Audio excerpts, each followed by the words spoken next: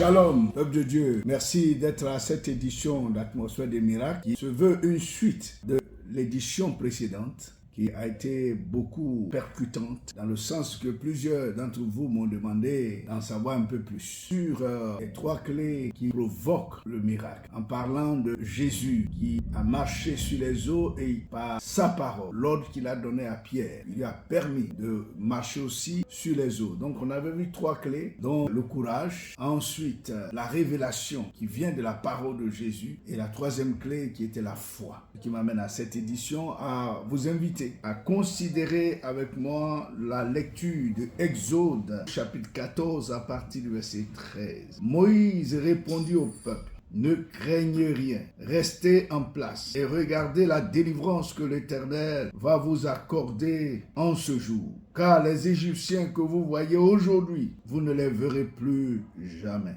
L'Éternel combattra pour vous et vous gardez le silence. L'Éternel dit à Moïse: pourquoi ces cris? Parle aux enfants d'Israël et qu'ils marchent. Toi, verset 16, lève ta verge et tends ta main sur la mer et fends-la, et les enfants d'Israël entreront au milieu de la mer à sec. Que Dieu soit béni. Vous connaissez cette histoire de la mer qui va se fendre devant les enfants d'Israël en fuite devant l'armée de Pharaon. En réalité, l'armée de Pharaon les avait pris en étau, alors qu'ils avaient obtenu de lui la permission, sous les actions puissantes, éclatantes des 10 plaies, pour que ce peuple d'Israël, longtemps en esclavage, 430 ans, soit libre et regagne sa liberté. Voici que Pharaon va changer de stratégie pour partir à nouveau à la conquête de ce peuple par la force, une offensive contre les enfants d'Israël qui pratiquement étaient désarmés, des enfants, des femmes, des vieillards, quelques hommes valides et certainement qui ne pouvaient rien faire devant l'armée de Pharaon, coincés devant eux par la mer Rouge. Que faire?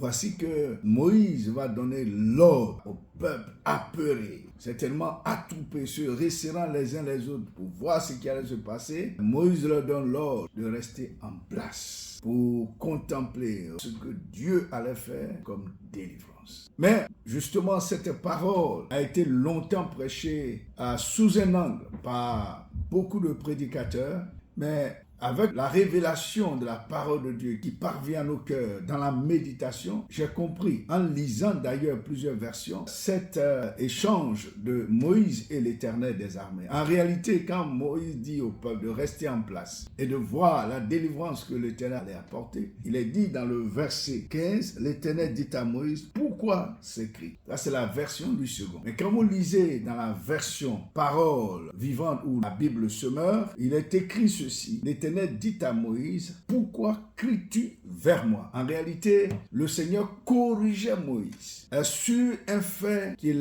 n'avait pas encore capté, et dans l'exercice de l'autorité et du pouvoir de Dieu, dans les clés déclencheurs de la puissance du miracle. Moïse n'avait pas encore perçu certainement cela, alors qu'il avait le pouvoir entre ses mains. Et il dit au peuple de rester en place. Non, Dieu lui dit non, ce n'est pas comme cela. Il ne s'agit pas de rester en place en un mot, mais il s'agit d'avancer. Il s'agit de poser le pas, de bouger, d'avancer. Et toi, le Seigneur précise, lève ton bâton sur la mer et fends-la. C'est à Moïse donc la responsabilité d'exercer l'autorité, car l'autorité était en ses mains et le symbole de cette autorité était le bâton qu'il avait reçu, ce bâton qui pourrait se transformer en serpent, et Dieu lui a fait la démonstration et tout. Alors, cette autorité qui était dans les mains de Moïse, il était là, le peuple apeuré, il ne l'utilisait pas, il ne s'en servait pas, il n'exerçait pas. Il dit plutôt au peuple de rester en place. Il ne s'agit pas de rester en place, mais de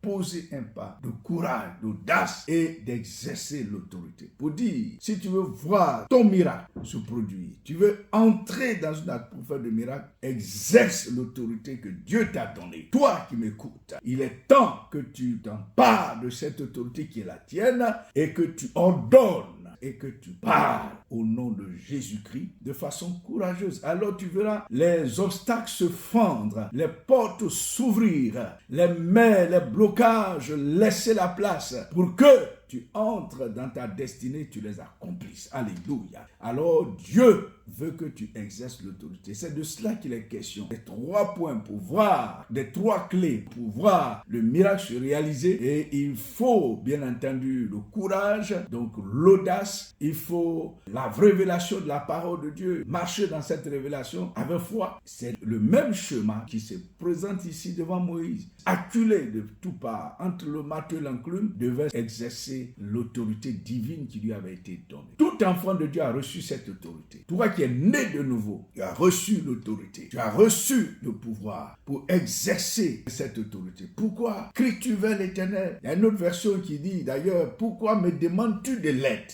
En français courant, pourquoi me demandes-tu de l'aide?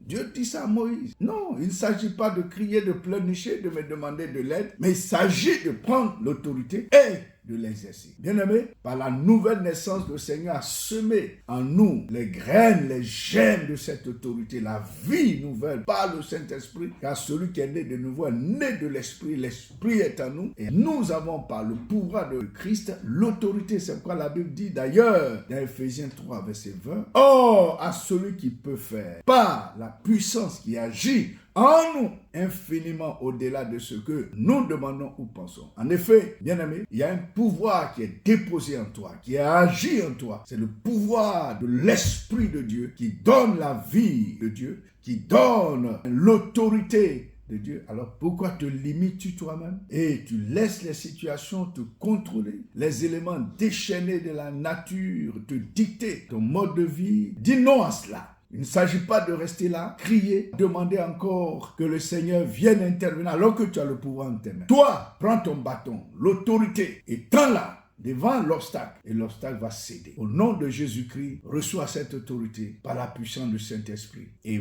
marche dans cette autorité, marche dans ce pouvoir, et tu verras les serpents, les scorpions, toute la puissance de l'ennemi sous tes pieds, et rien ne t'arrivera. Au nom de Jésus-Christ. Amen. Shalom. Si vous avez des témoignages, ne manquez pas de nous en parler.